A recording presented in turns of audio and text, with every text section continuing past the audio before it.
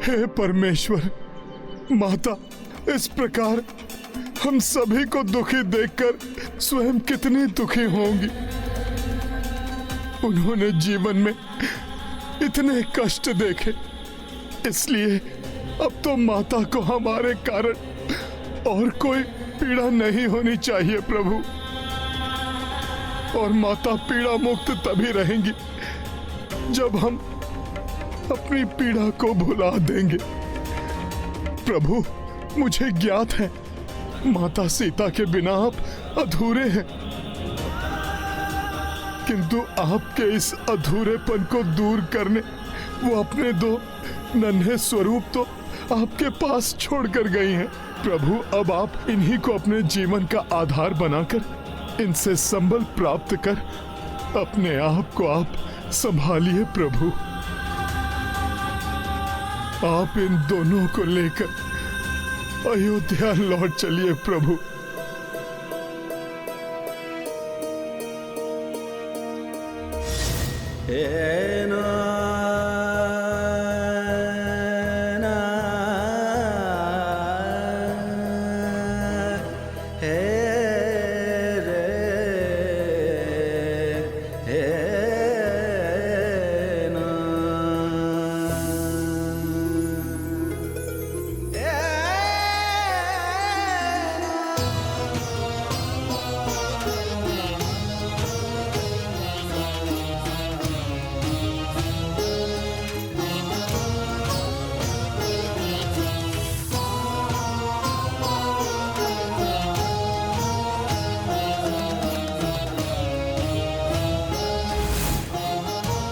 प्रभु, माता की इच्छा अनुसार अपने इन दोनों पराक्रमी पुत्रों को अश्वमेध यज्ञ पूर्ण करने में आप सहायक बनाइए, जिसे पूर्ण करना धर्म के लिए भी अति आवश्यक है प्रभु।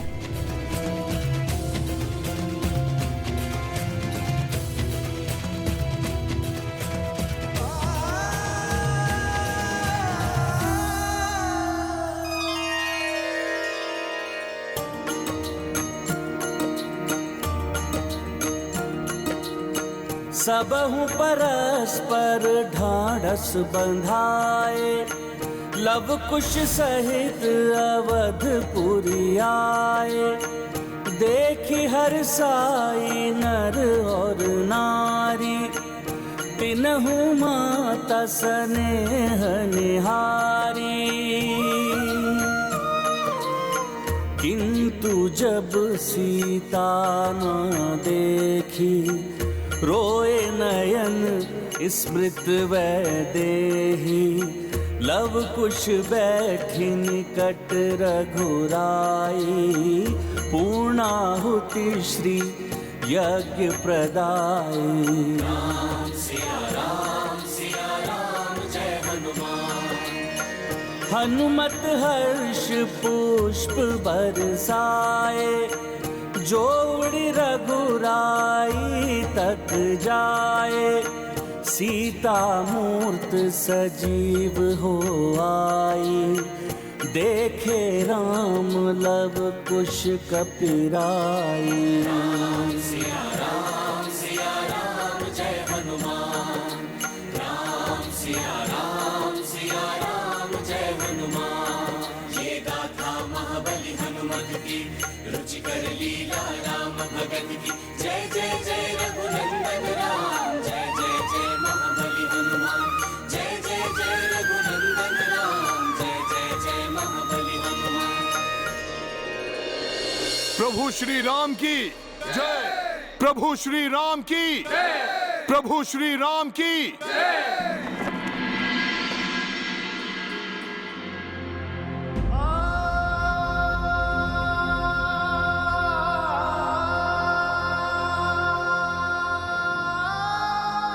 अब तो आपके पुत्रों को आपको सौंपकर मेरा जीवन और भी तृप्त हो गया है।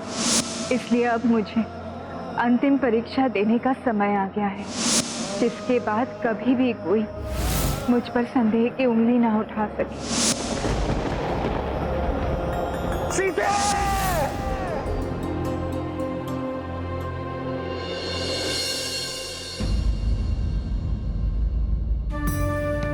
संपूर्ण रात्रि ऐसे ही जड़वत माता की प्रतिमा के समीप बैठे रहे हैं प्रभु। एक पल के लिए भी यहाँ से नहीं हिले, जैसे माता के जाने से उनके प्राण ही उनके शरीर से विलग हो गए हो। मुझे उनकी मनःस्थिति परिवर्तित करने का कोई उपाय करना ही होगा।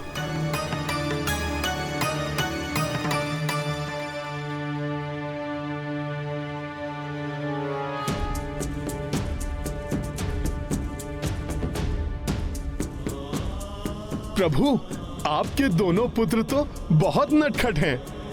अभी अभी दोनों को कंधे पर बैठाकर संपूर्ण अयोध्या का भ्रमण करवा कर लाया हूं। प्रभु, किंतु उनका तो मन ही नहीं भरा अभी। प्रभु, आपके कक्ष के दाएं बाएं उनके कक्ष भी सज्जित करवा दिए हैं।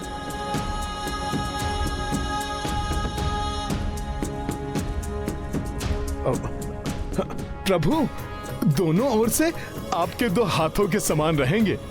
और प्रभु, जितना मैं उनको समझा हूं वो तो आप पर ही गए हैं। प्रभु, वो रघुकुल की प्रतिष्ठा बढ़ाने के कार्य करेंगे।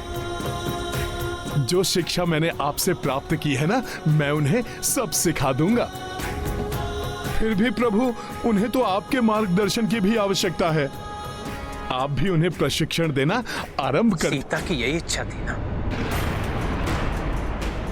कि तुम उनके परिवार का ध्यान रखो। हनुमान, हनुमान, यदि तुम ना होते तो क्या होता मेरा? कैसे संभाल पाता मैं अपने आप को?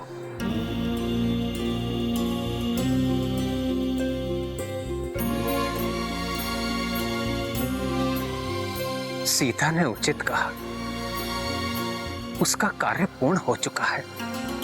मेरे कुल के वंशज, मेरे पुत्र दिए मुझे, उन्हें उचित शिक्षा दिलवाकर योग्य बना दिया, तो फिर इस संसार में वो क्या करती?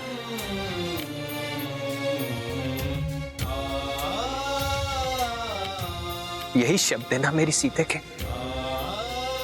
जब वो मुझे छोड़कर गई। प्रभु, ये आप क्या कह रहे हैं? हनुमान, सीता का इस संसार से जाना मेरे लिए एक संकेत था। इस धरती पर अब मेरे कार्य भी पूर्ण हो चुके हैं। संसार में राम राज्य की स्थापना हो चुकी है, राक्षसों का अंत हो चुका है। अयोध्या का ध्यान रखने के लिए भरत पूर्ण रूप से योग्य है।